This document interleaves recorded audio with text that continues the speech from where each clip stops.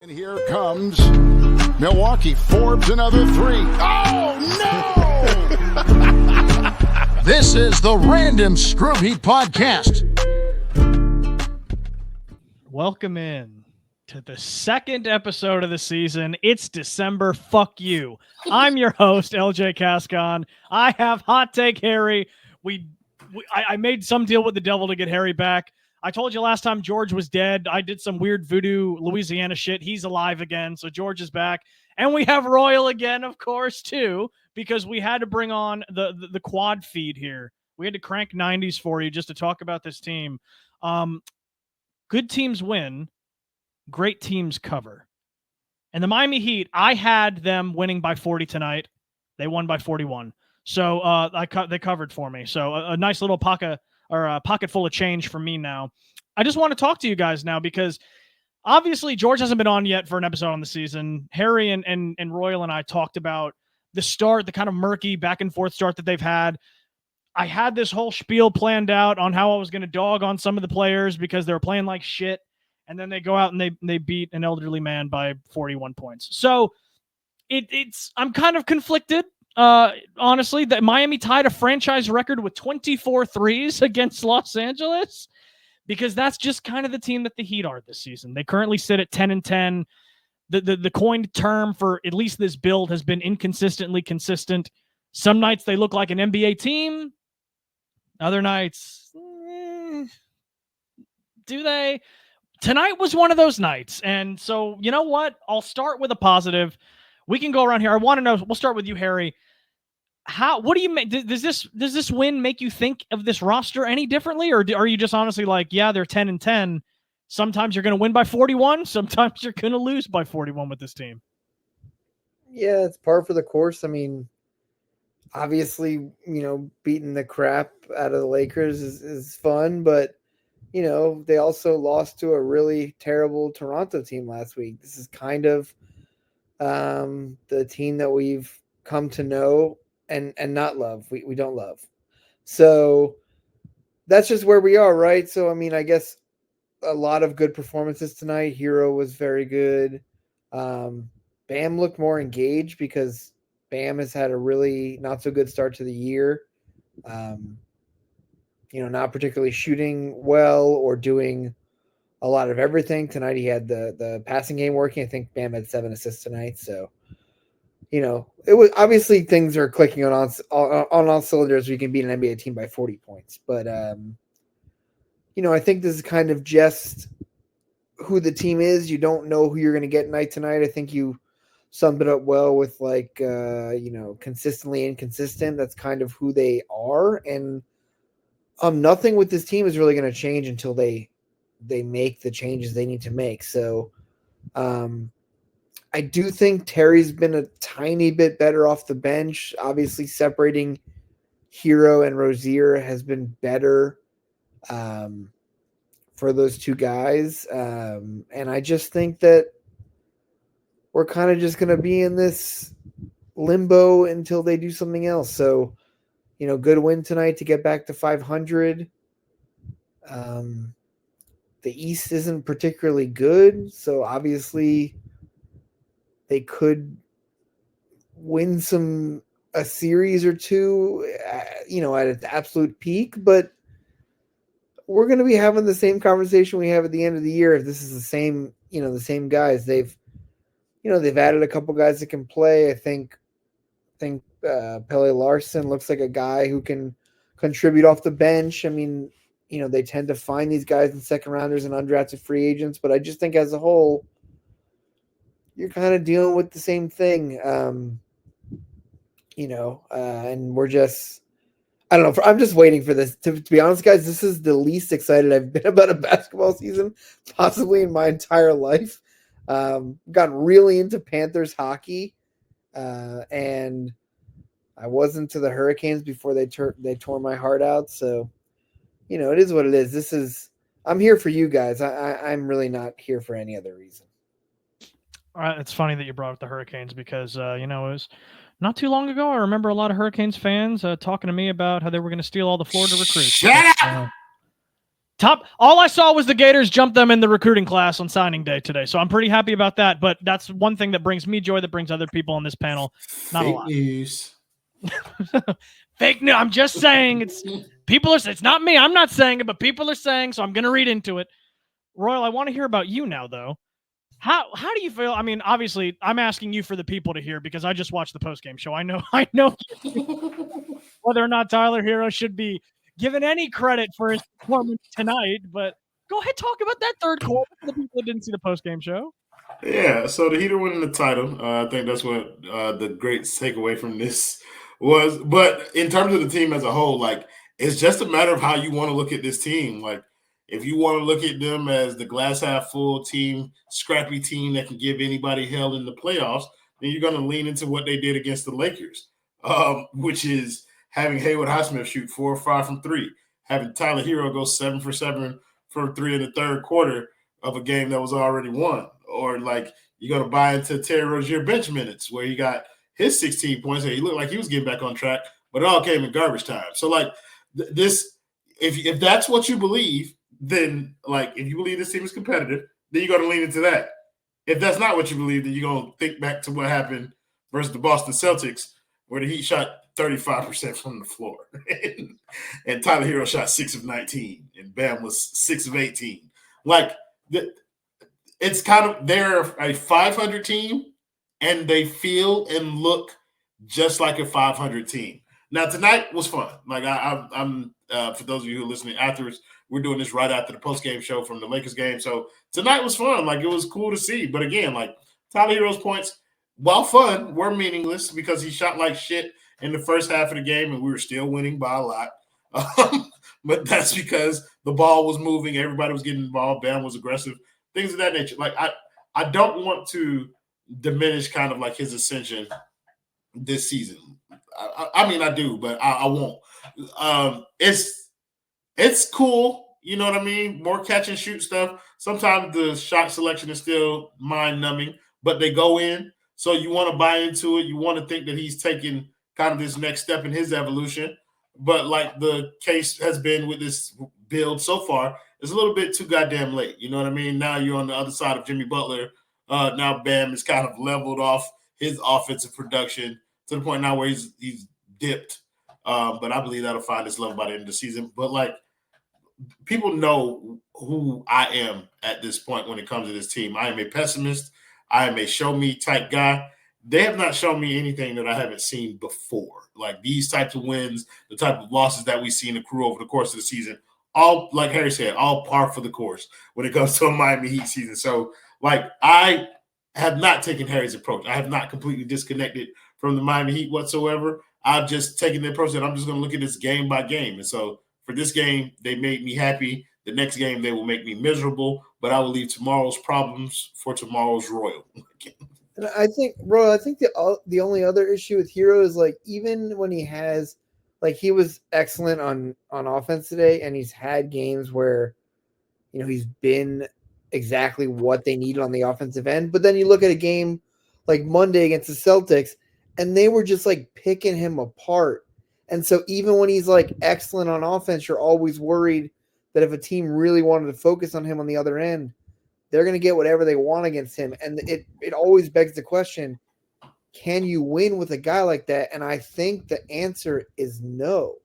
Boston always does that to him too. Like it's not like it's like that is their, it feels like that's the focus of their game plan. Like for all the improvements that he's made on offense, cool. And even like the effort that people want to give him for on defense, it still does not result in him being a better defender. Jason Tatum and Jaylen Brown like take turns running trains on this man. And like, and it happens. RJ Barrett like looks at him and sees food. Like people don't respect him on the defensive end, so they give less than a shit what he does on the offensive end. So for like every game where he's giving you 31 points and people want to focus on that, like let's take a look at the other end of the court. Like how many points is he giving up?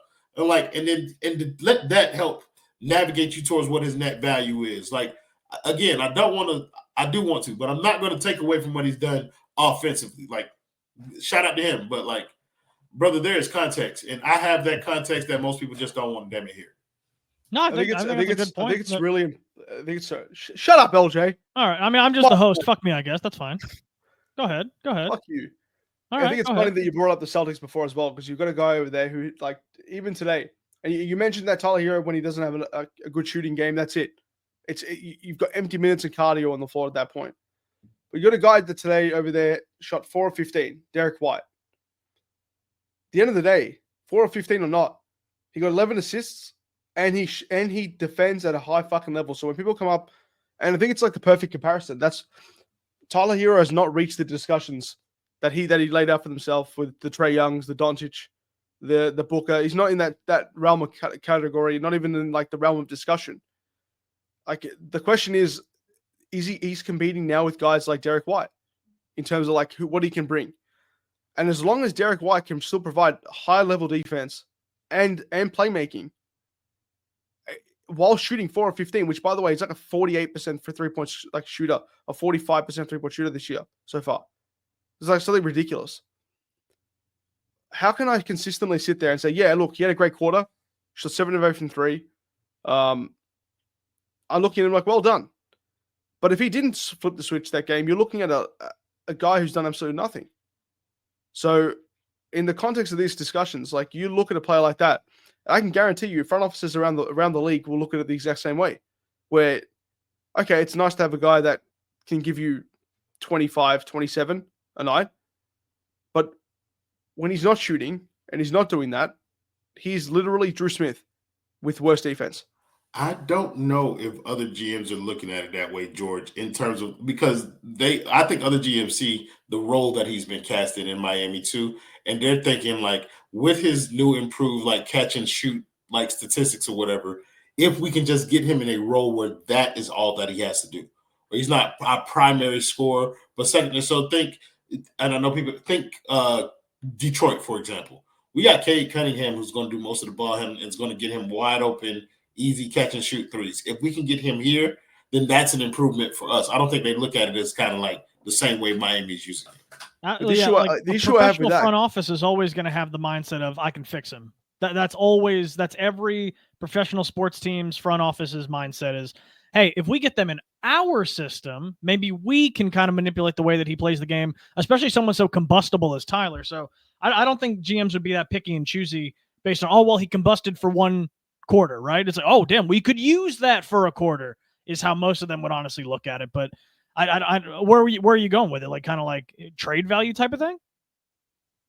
Talking to me, it's not even just for trade value. I think you brought up a really good point there as well. When you've got a guy like that and you're saying, oh, he offers something on the catch and shoot end, he hasn't even done that here yet.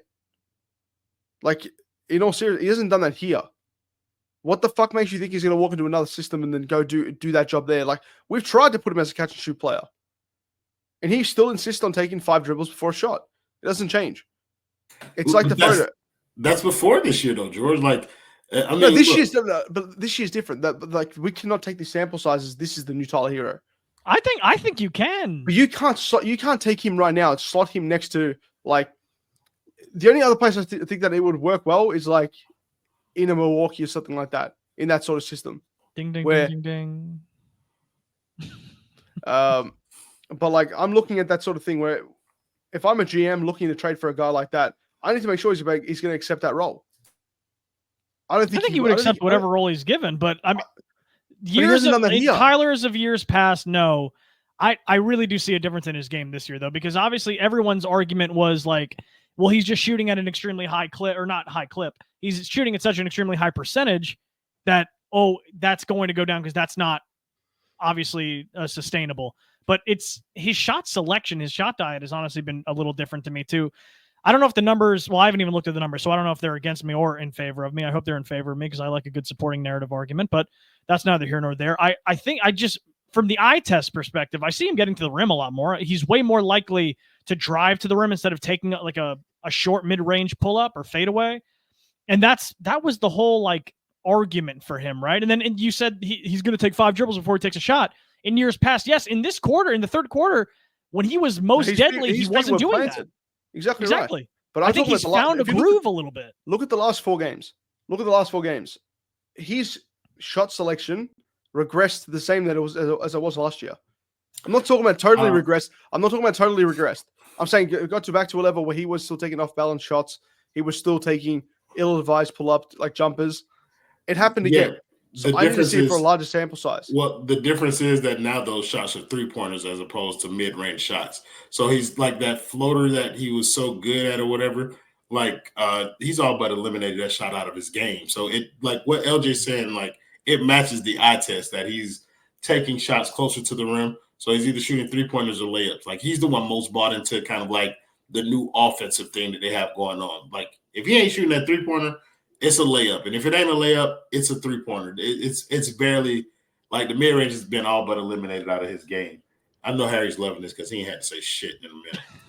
He just get to sit back and enjoy. I just think the issue with the Heat in general, and it's coming back to Tyler too, is like even if you can objectively admit that he's playing better this season, these guys are just much closer to their ceiling than the Heat thought they would be, right? So when you were watching like Tyler Herro year 1 or year 2, you're like, okay, this guy can play basketball, for a rookie or a second-year guy to come in and want to take the shot and not be afraid of the moment. Like you're like, okay, this guy's ceiling can be quite high. And then you watch him play and you see the mistakes he makes and you're like, okay, we're much closer to our ceiling than we think we are. And that happens with every guy that he bring in. Like they do a good job of finding guys. They find the guys who make sense, but they're not, their ability to grow and do so much better is limited by the type of player they are. Like, I think, for example, he's not having a very good year, but like a Jaime Hawkins, for example, had a good rookie season last year. And people are like, who knows what he could be? Yo, he was the 18th pick in the draft. He played 4 years of college. He's going to be a good bench guy. Like that's his ceiling. And then pretending he's going to fit in, like he's going to be a Jimmy Butler is crazy. Jimmy Butler's one of the best, I don't know where you rank Jimmy all time, but Jimmy's one of the better guys to ever do it. So to put these expectations on players after 20 games is stupid. To think that Tyler's going to get significantly better. What is this, year 6? Like he is what he is, right? I mean, Tyler would be better. We've said it for years. If he was just on a team that wasn't trying to win and he could take 25 shots a game and no one would give a fuck. But, we need him to basically be uber efficient and then pray that he's essentially not giving up everything he scored on the offensive end. So we're just in this we're stuck. Like the team is stuck. The talk about the team is static. There's nothing dynamic about this team. They're the same every year. You hope Jimmy has something left, but he's now 35. He's really fallen off defensively, and he's just not able to get to the rim the way he was when he first got to Miami. Bam can't ever decide whether he wants to be aggressive or not. So even though we like Bam and we like what he brings, he's not bringing it consistently to what they need him to be. As we've said, he just can't. It doesn't seem like he's going to be. You're not going to be successful with him as your second scoring option, and Tyler is Tyler. So you're basically hoping all these other guys chip in. You would essentially need another perfect run for them to compete, and we're not there. That's why they're 10-10. That's why they're going to be 42-40 when the season's over, or worse. I mean, it just is what it is. So I get tired of hearing. I'm sick and tired of hearing Pat Riley talk about the team. I don't care where it is. I don't care if it's on Haslam's show or you could just tell he really believes they can compete without making any moves. Spo is surprised at the team's offense.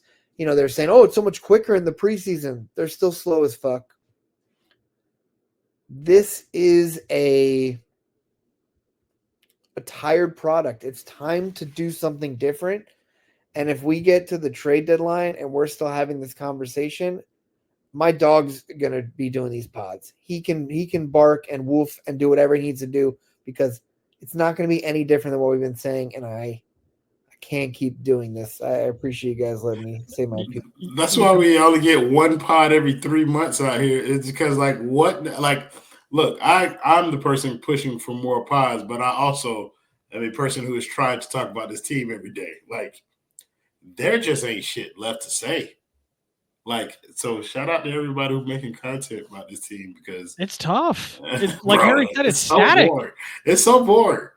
They're 10-10. They've been running the same gimmicky offense for a while now. I mean, I would guess the one positive thing after Bam's slump is that you could say, well, he's kind of found his role, right? Because I had the stats because it was mind-bogglingly crazy to me.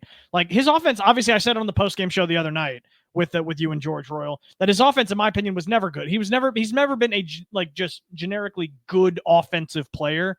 He's found his spots in certain offenses with Spo, but he's just been wildly inconsistent, mainly this year. And then he's shooting 45% in the paint. That's inexcusable. But it's a sister up, LJ. Like, that's what I'm saying. Like, what we're missing from him as a scorer per se, he's made up in terms of like being a facilitator. Well, that's what I'm saying. He's found his new role, which is literally just Draymond. It's the Draymond Green role. And people hate it. People hate to say that. It's also crazy because like the game before he had his Draymond game, Roy and I were talking after the post-game show. And I'm sitting there going, I need Bam to do this and need Bam to do that. And he's like, look, just once you accept that he's just Draymond Green, everything will be fine. And he had 3 Draymond games back to back to back. And I was like, what the and fuck everyone's is going just on like, right once now? you've weathered those expectations, you're like, damn, Bam was all right tonight. But I mean, it's hard to really dog anybody when you win by 41 points. I want to sway the conversation to something else as well. Look, I think there's no more you can say about the game tonight. And the fact of the matter is, we had a great 48 minutes of Heat style, Heat branded, trademarked, guarded by Mickey and fucking Pat Riley and Eric Spoelstra. Like, you played great basketball. You played great, and the chances are you're going to need everyone to do the exact same thing to ever have a chance of anything close to ever happening again. And it's just not possible. It's just not realistic. It's not likely. I went through it on the post-game show. Like, you had players shooting 67%, 75%. You had production from everywhere. You had smothering defense in the first quarter to set the tone out early. Like, you did everything right. But you're not going to see anything else like from the Heat in terms of like, okay, can we do that for 3-4 games in a row in a series? No fucking way. No fucking way. No fucking way. If you think so, you are dumb. And you need to fucking figure it out. Like, you need to get your heart broken more. It's obvious that you need your heart broken more. If you really come out here saying, George, like, not you, but like in general, if you come out here saying, man, if they can just string together 4 or 5 straight Haywood Highsmith 4 for 5 from 3-point shooting games, we're cooking. Thomas Bryant. Go to the grocery store and get different fucking produce. Like, you're not cooking with that. Thomas Bryant had 8 points on 40 fucking... Was it 40%? Hey, watch your mouth about his revenge game tonight, all right? He came out with 2 blocks. If you're going to see that ever again, you either in hell or you're looking at a fucking replay of today's game. It'll happen sometime this season again, George. I'm going to introduce you brothers. I'm going to introduce you brothers to Major Passing's timeline, brother, because if you want to hear everything that y'all just talked about, that's where it is. That is true. Shout out Major Passings. He definitely has a way of being a fan that I could not identify with. Hey, he covers the G League thing, so it's like at least they're doing something different over there. At least that's somewhat entertaining. First of all, Matt Hannafin covers the G League team. I do not associate those two. Matt is a GOAT. Anybody, like you said, anybody that has the balls to cover this team deserves their flowers. George, where did you want to pivot the conversation? Though? I'm interested now. I don't think you thought that far ahead. No, I did. I think it was just let's pivot to this. Let's talk his piece and then says let's talk about the future, because that's what's exciting. That's what people need to hear. The fact of the matter is, fuck the present and fuck the past 5 years. We've talked about it enough. There's a reason you put Harry out of work, people. Like his team has put Harry out of work. Look at him. Look at him. He's out of work. He's chilling. He hasn't had a haircut in a while. This is what we've done to him. It looks good. Listen, brother. He does It's almost tax season. Harry over there gathering them W-2s. You've never seen someone crunch numbers the way he's going to crunch numbers. And he's working. He's still working. This is the funny thing. We talk about it, but he's still working. Let's talk about the future. I want to talk about Terry Rozier and I want to talk about Jimmy Butler because I feel like these are just the two most pivotal points of the season. Fuck Tyler. I love how he's changed his game from last season to this season. I need to see it more. So we're going to talk about Terry Rozier. He has been less than ideal in the way he plays basketball. It has not led to great production. The first round pick that we gave up to him sucks. Like, it is looking more and like it sucks that we had to give up that pick, and we gave up an expiring contract in Fat Man Lowry. I'm very upset about it. In the time, I was happy. I won't lie, because I'm like, oh my god, talent. And then I realized the system that we're putting him in is the exact opposite of the system that he was playing in Charlotte. The You're just going to looter get two in a different riot players. role is what he was. He has, and I'm going to get the numbers up. So I don't. See, it's a BOGO basically. So we're gonna talk about. He thought, let's just do a Publix BOGO and let's see how it works. Everybody So who don't we have think a Tyler Herro is the looter in the right 26 now is insane. I'm sorry. Go ahead. We have George. a $26.43 million option on him coming into the next season. We are not accepting that. We are not accepting that. Don't look at me like that, LJ. We are not accepting that. He could. You speaking for Andy Ellisberg? I'm speaking for Andy. I'm speaking for that bank account. Brother, They they are not letting that first round pick and expiring contract walk out that door, bro. You need to trade him before the deadline. But we will be having another 24-hour stream, and yes, I will be up this time. Don't care. It will be happening. Maybe words. Look forward to it, guys. Look forward to it. You're gonna see Warzone content. You're gonna see maybe some Apex Legends content. You're gonna see some NBA 2K rebuilds on there. You're gonna see some fun. You're gonna from all your favorite people at the basement. Tune in. It's more Enjoy entertaining than what the Harry will be there for at least 6 minutes at the start of the broadcast, and I will be there for the full 24 hours. So if you guys want to see some great content, you come past and you tell me where's Royal and where's everyone else, because you promised me good content. You already had Royal bail you out. You used your mulligan last year. I don't know. I still did 14 hours of that shit. Okay, leave me alone. Damn right it was shit. But I don't believe you. But I do. So George, I'm going to help you host a little bit because I want to throw this to Harry because Harry's back. He's falling asleep. I didn't even. I know. Don't worry about it, bro. I was noticing. I got to watch his sleep number.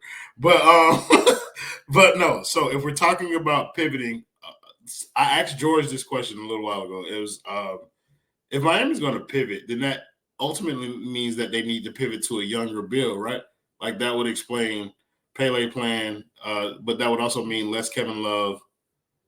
Like, how do you envision like they would move if they are going to pivot and trade away a Terry Rozier, or do you think they trade Terry Rozier, Jovic for some kind of bullshit ass we can make it work one last hurrah type move? I mean that sounds very much like what they're going to do. The Rozier thing that. Like, I was kind of with George. I was fine with it, assuming they had a follow-up move, like whether it was getting rid of Tyler, yeah. Or simply using Rozier's contract. Like, if they had a plan before he got hurt, like, there just doesn't seem to ever really be a plan. So I could easily see them, like, saying, Rozier's not working, let's combine him with Jovic or something else and just doing some other, like, not moving the needle trade and flaming out in the first or second round of the postseason. Like that's just kind of who they've become. They don't recognize. I don't know if you guys have ever worked for a company where you knew it was absolute trash and it was going down and you were looking for a way out because you saw the writing on the wall. But in every move they made, every change they made, it wasn't helping you. It wasn't helping the company. It was simply like, change for the sake of change. Let's live in a fantasy land though. What if Jimmy Butler is that employee? He sees the ship sinking and he says before the trade deadline, I need out. I mean that would be a miracle for the team if he were able to do that. To be like, they don't want to pay me my max. Maybe another team will. Let me get there earlier to make that transition easier. And then if I give them 15 good playoff games, Maybe they'll pay me. Like, that would make sense. I'm hoping those rumors start to pick up steam. There are probably a couple teams that would start getting that rumor mill kind of hot, and you just have to hope that he goes to his agent and they ask the Heat to do that, because I feel like that's the only way the Heat would move him, and that's a good way to reset this core and figure out how to move it going forward. They're not going to win, and we know that, but at least they could just kind of move on. They're never going to win as is, and that's the only chance they have to get out of this staticness that they're in. And I don't know, Royal, like, if you would have asked me, maybe in the offseason, I thought maybe as we go into the season and I see them talking and you listen to Pat Riley mumble and say bullshit, I don't know. I really don't see it. I don't think they've made a good move in such a long time. I'm not sure they know how to do that anymore. Like, I'm not sure they know how to trade. I'm not sure they know how to pull the trigger. I think they're afraid of rocking the boat, which is insane because Mickey owns a cruise line. It's very stupid. That's a beautiful analogy. LJ, I'm going to steal your thunder and continue hosting. No, George, you be quiet. I'm throwing this to LJ. LJ, if Jimmy is moved, then what's the follow-up to that? Like, are we then trading Terry? We probably only keep Kevin Love, the old guys. Do you push more, like, do you lean into the Khalil Ware playing thing, bring him up from the G League, let him get some minutes? If this miracle does happen, and Jimmy you Butler kind of leaves, would have to lean into it at that point, because Jimmy's the captain, would right? you know? You'd kind of have to lean into it. Bam's the captain. No, I'm saying that was my point. I was like, they say Bam's the captain. Yeah. Why did they give it to Bam?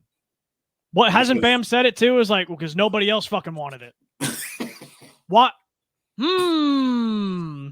I see letters on the wall forming words. Let me read them. I think at that point, with Jimmy, your actual captain, your best player, with him off the team, at that point, you know what your ceiling is at that point, right? Like, you see the writing saying, all right, let's even if it's not a blow up, even if it's not a rebuild, even if it's a reset, this is the draft to do it in. If you can get 2 picks and a good player, it would make sense to do that. At the end of the day, you can't let him walk for nothing, though, right? We're all in agreement with that. Like, whether or not Heat fans want to talk about the harsh reality dawning on them now is because the trade deadline's 2 months away. By the time this episode comes out tomorrow, 2 months away, you have to make a very difficult decision in just 2 months on the future direction of your franchise. Are you going to, I don't know why the hell you would, but gamble Jimmy Butler re-signing? Are you going to re-sign a 35-year-old turning 36 onto another max contract that you don't even think he deserves because he uses all his fucking PTO in the first half of the season and then just completely digs deeper into that PTO bag because he's accrued so much extra days off because of busting ass in the office in the playoffs in April? I don't know. I think, though, to answer your question, if they do shelve him out, you'd have to just embrace the tank. And they would never say outwardly they're doing that, which is why they would swing it as such. Like, we're letting the young guys play. We want to see what we got. We're not tanking. We're seeing what our treasure trove of players are capable of. And knowing that they would lean into that, I have a really hard time not imagining Spo, after all the shit that he's done, would pull back half of 2016, 30-11 out of his fucking ass. And they wind up sneaking into a play-in spot because that's what this Heat team does.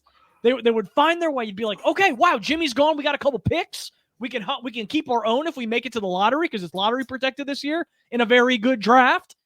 And then Spo would be like, actually, let me look in the pantry. All right, I got chicken shit and I have a recipe for chicken parm. I can make that work. And he would do some stupid shit like that because what Harry said earlier again too, I already spoke on it, and it being kind of like a static team. I can't imagine the last time that I just felt nothing watching this team lose. When they win, I'm a fan. So when they win, I'm like, okay, cool.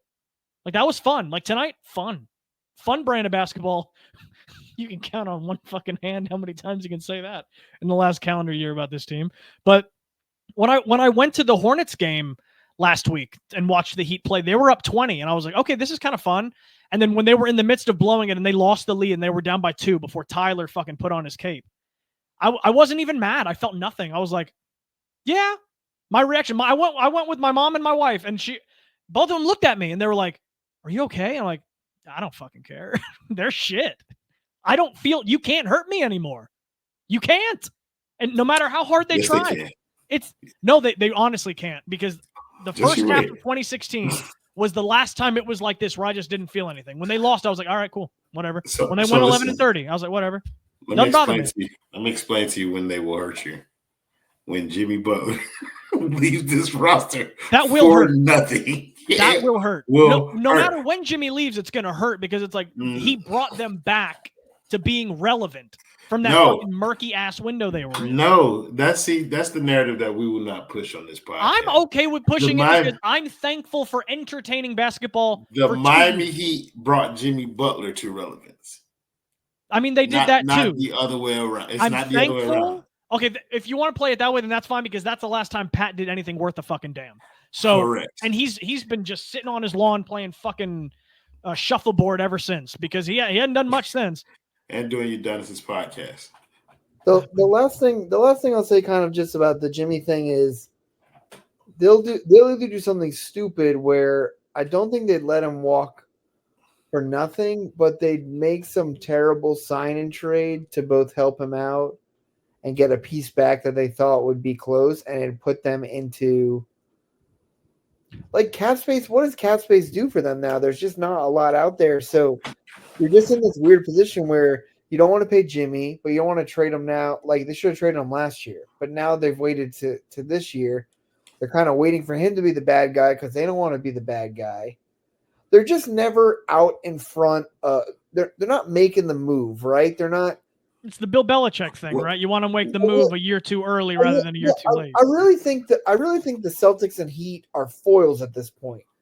We were dominating them, and they saw it wasn't good enough, and they went out and like, who can we get? They got Porzingis, they got Drew Holiday, and now they're as long as the owner or new owner, if they sell the team, is willing to pay those guys, they will compete. They might not win every year. They might not win this year, but that team can compete as constructed. They have a young enough core with 2 guys that play well together. They'll bring in other pieces that make sense. They draft well, and they'll find guys that want to come in on a 1-year vet min and contribute to that team. The Heat don't have anything like that. You can't depend on Jimmy Butler to exceed expectations for 5 to 6 years. And now that we're here, now that we're at the end, if you let him walk for nothing, you've completely mismanaged a guy who, a very successful period of Heat basketball that never got to the promised land. And for you not to recognize when it was over and to move on from him is just another mistake we can add to the, now 12-year history of the Heat just fucking making mistake. So to your question, like one of your original questions, when you was like, what do the Heat gain by being cap space? Maybe they can turn into like the Spurs and become like a dumping ground for bad contracts and kind of like clean out the undrafted shit. But that takes years, bro. Like, but if they were smart enough to do that, they would have done that the year Wade left. That's also true. Would have gotten ahead of it, but it's like there are times where it makes sense to spend a year or two being bad, and because the Heat don't agree with that philosophy, you're stuck with like, where do we turn to next? And in a time where the cap continues to become more restrictive and free agency becomes less and less of a thing, what is your plan? Pray that you find, the 19th or 20th pick in the draft and hope he's Giannis? Like, that's not a plan. That's ridiculous. And I just think we're at this point where this is the team. They are going to be in the play-in every single year until we die, until they make a change, whether that's like getting a new guy in the front office or changing the way they do business. Like this, they play until we die. That's who they are. Nothing is going to change until they make an actual dynamic move. And we're so far away from that, in my opinion. I think that the one counter to that is, at least from a hopeful standpoint, they are so stubborn. Like the way that you'll see a change made is because they'll just keep doing their stubborn ways, because every year it's deteriorated a little bit more. I think because the East is just so bad, they can make it into the play-in as the final seed and lose. And you just saw what happened last year, Harry. The Hawks lost in the play-in and got the number 1 overall pick because of the new formatting of the draft. I say new. It's been like that for, 2 or 3 years now? Because the Pistons have had the worst record for like half a decade, and they haven't gotten the first overall pick yet, which is they really, had Cade Cunningham. That was the one. Like, and then they've lost. They've had the worst record in the NBA for a while, and they never get rewarded with the top pick because the new lottery system just doesn't necessarily reward that kind of thing. And I'm all for that because you just saw the Hawks lose in the play-in and get the top pick. I know they wish that would have been this year and not last year, but maybe the Heat can get some of that luckiness, right? Maybe, I don't know, perhaps, perchance, but I wouldn't hang my hat on that, but I do think that that's the most likely outcome is that what do they do with Jimmy? I don't know, because the East is so bad, though, regardless if he's here or not, this is still a play-in team. The rest of the East has surpassed them. We know this. We've been saying this. You have to hope that they lose in the play-in, because that's the only way that they'll actually learn anything, because that's the best shot at them to get a decent draft pick or to keep their fucking pick, because if you make the playoffs, you don't get your pick. So they're kind of a damned if you do, damned if you don't from their special mindset that they like to put forward. Yeah, well, damn me, because I want to tank. George, where do you see this kind of like whole mess headed at the trade deadline? I have to predict something. I think Jimmy will stay, as in like they will not be trading Jimmy. I just don't think that's. I honestly think that that's where we're headed. I think we're going to be way too stubborn at the deadline to recognize that the Houston Rockets or the Mavericks will come knocking, and we just won't take advantage of anything there. I feel like that we'll just ask for too much. It'll go south very quickly. We will let him walk, and we'll put a video for whenever we see him again, for whatever team he plays for. If they do that sign and trade bullshit though, and then try and spin it as in like, oh, that's so smart, money's off the books, and we got something back for him, we could have done it this season, and you can get way more. And you can get way more by doing that because you're going to lose him anyway. The Terry Rozier thing's a bit more unique. At the end of the day, you have to find an organization that's willing to take on that $24.5 million that he's got, or $25 million that he's got in his contract now. I would say the Lakers, but the Lakers don't have the space or the capital to be able to do something like that. They could use him, but it's just another Heat guard that they'd have that just sucked. Nunn, Vincent, and Rozier back to back to back? No way. They would never take that chance.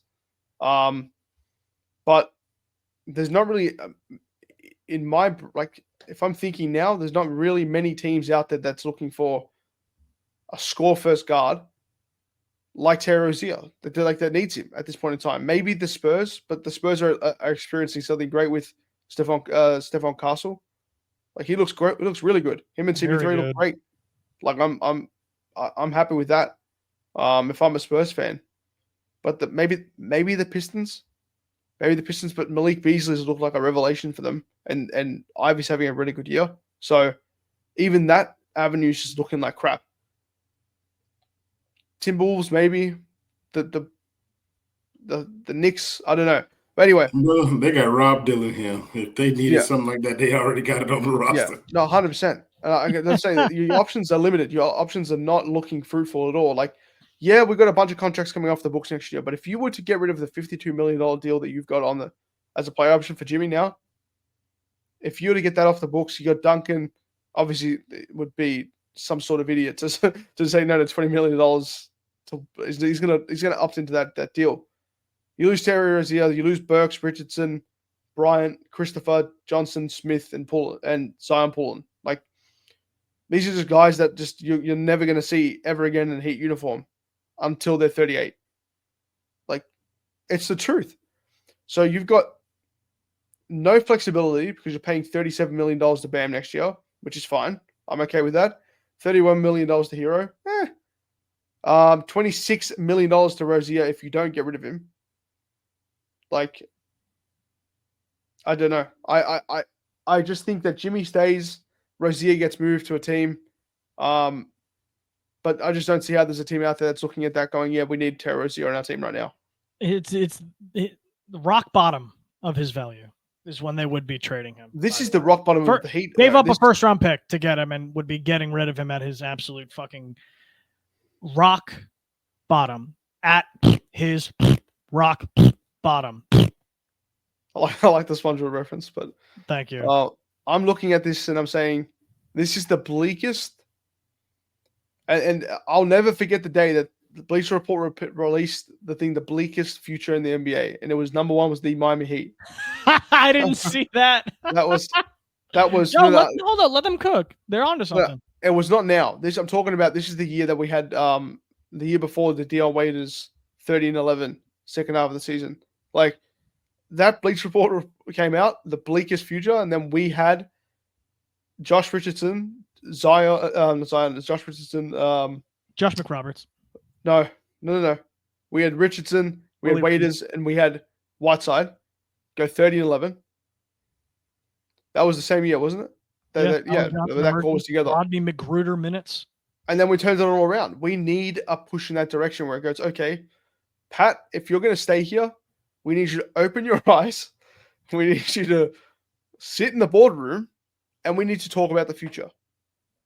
And there needs to be an explicit plan to fix this. Now, I have no doubt that Heat will do that. I have no doubt in their capabilities of doing such a thing either.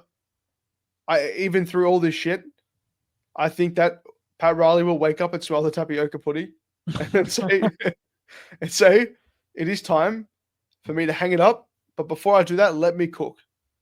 And we'll do something. And we'll set the plan for whoever comes in next. I don't want to That's what's going to happen. If you don't think he's going to be at least afforded that sort of luxury, then I don't know what to tell you. Like he will be afforded that one last ditch effort. They'll give it to him for sure. But it's no coincidence he's been going on all the podcasts talking about, Oh, he's done. He's retiring. Yeah, like it's pretty evident that that's where this is headed. You're muted, Royal. He's being pushed out. Good.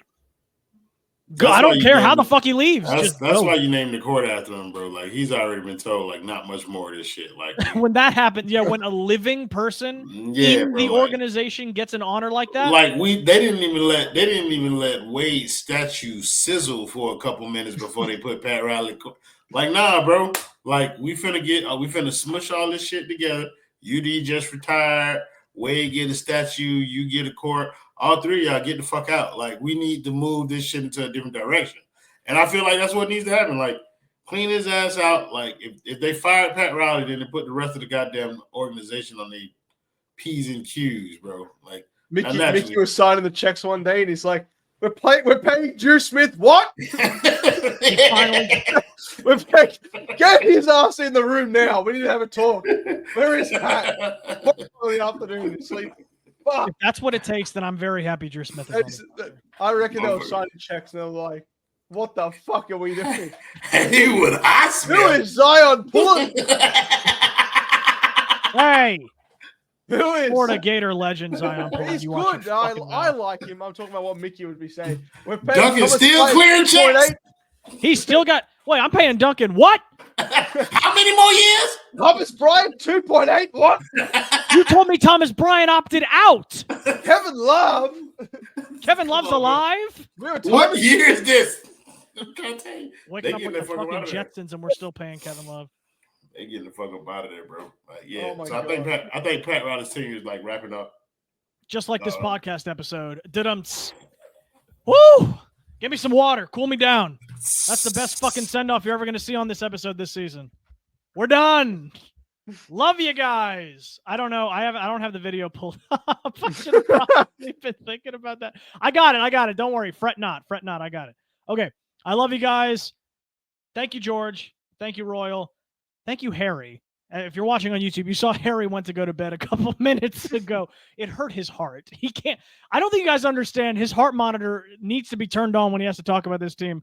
He can't do it. He needs an energy drink or something to talk about this team. We didn't even talk about Jamari Bouye this episode. That's what we needed. Actually, you should have mentioned that. It would have gotten his blood pumping a little bit. Play the video, LJ. Take care. Be good people. Mwah! Give him a chance. Stop and a rebound. Fournier for three. That was the Random Scrub Heat podcast.